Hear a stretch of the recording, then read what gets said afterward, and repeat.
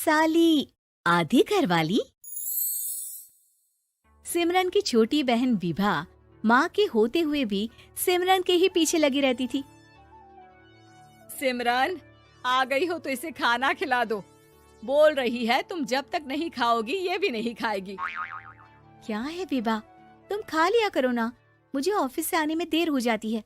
और कोई छोटी बच्ची तो हो नहीं तुम जो खाना भी नहीं खाती हो कि दीदी आएगी तो ही खाऊंगी। हाँ हाँ, छोटी बच्ची ही समझ लो। और एक बात, जब आपको पता है कि मैं आपके बिना नहीं खाती हूँ तो रोज रोज क्यों बोलती हो? अरे क्या है ये, दोनों बहनें कम माँ बेटी ज्यादा लगती हो। अरे दीदी की शादी हो जाएगी तब क्या करेगी बोल? जब होगी तब की तब देखेंगे। मैं तो दीदी के साथ ही रहूंगी हमेशा। दोनों की शादी ऐसे घर में कर देंगे जहाँ दो भाई हो। खैर, मामला आया गया हो जाता है। एक दिन सिमरन के पापा जब घर आते हैं। तुम लोगों के लिए अच्छी खबर है। वर्मा जी है ना मेरे दोस्त, उन्होंने सिमरन बेटी के लिए रिश्ता बताया है। बहुत अच्छा लड़का है, सिमरन को भी पसंद कर लिया है और कल वो लोग आ रहे हैं सिमरन को देखने अपने घर। सिद्धांत अपने माता पिता के साथ सिमरन को देखने आता है। उसे सिमरन अच्छी लगती है और शादी तय हो जाती है। सिद्धांत की माँ कहती है, अब तो हम लोग ले जाएंगे जल्द ही अपनी सिमरन को यहाँ से। अरे हाँ हाँ, क्यों नहीं, आपकी ही है अब तो हमारी बेटी। दूर खड़ी विभा सब सुन रही होती है। अब तो दीदी की शादी हो जाएगी, फिर तो वो चली जाएंगी। दीदी के बिना मैं कैसे रहूंगी? कुछ न कुछ तो करना ही होगा जिससे दीदी की शादी ही ना हो। सभी के जाने के बाद क्या शादी के बाद दीदी हम लोगों के साथ नहीं रहेंगी? अरे नहीं तो फिर क्यों रहेगी, शादी हो जाएगी तो अपने घर चली जाएगी ना। तो मैं भी जाऊंगी उनके साथ, मेरा भी सामान पैक कर देना। अरे कैसे बात कर रही हो विभा, दीदी के ससुराल छोटी बहन नहीं जाती। हाँ, कभी कभी जाकर मिलाना और रोज फोन पर भी बात कर लेना, ठीक है? नहीं पापा, आप तो जानते हैं मैं दीदी के बिना खाना भी नहीं खाती, ना ही मुझे उनके बिना नींद आती है।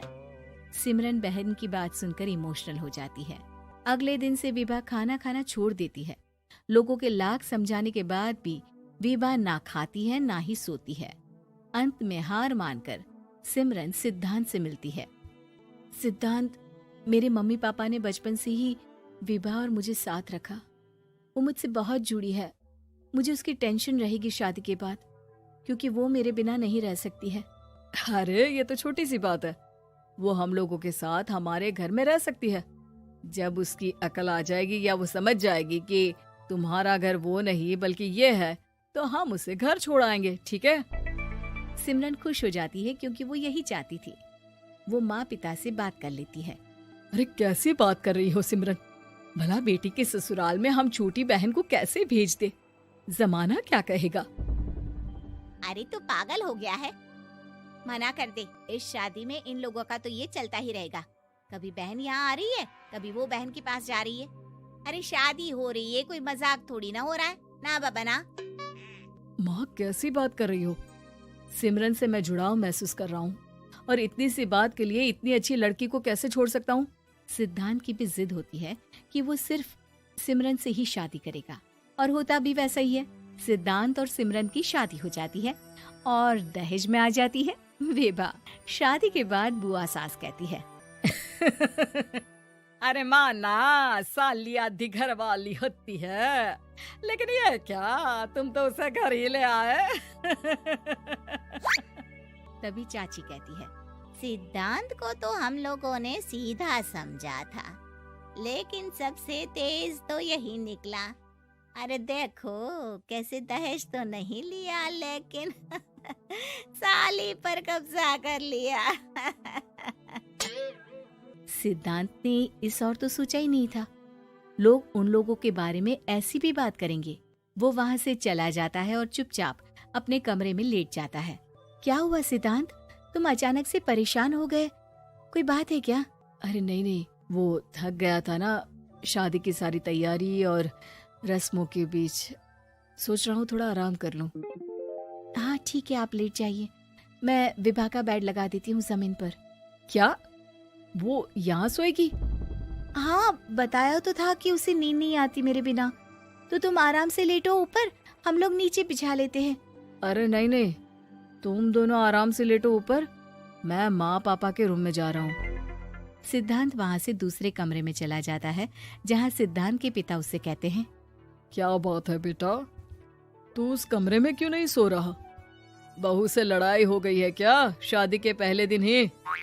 अब नहीं पापा, वो दोनों बहनों को बात करनी थी और मुझे नींद आ रही है, तो मैं यहाँ सोने चला आया। अगले दिन सिद्धांत तैयार होकर ऑफिस जाता है।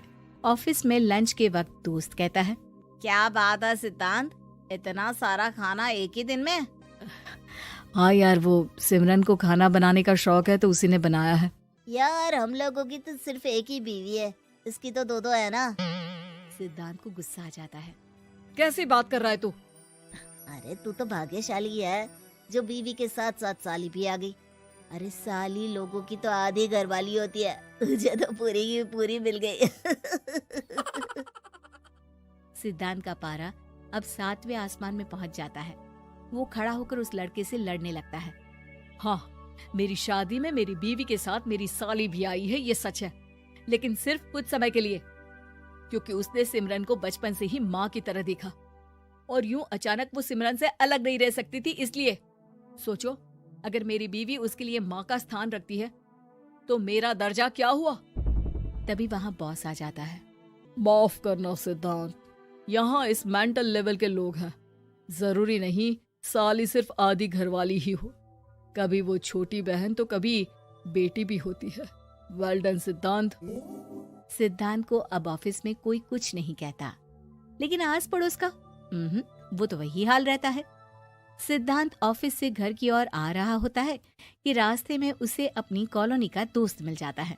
क्या बात है, चेहरे की चमक बता रही है, शादी से बड़ा खुश है तू, क्यों?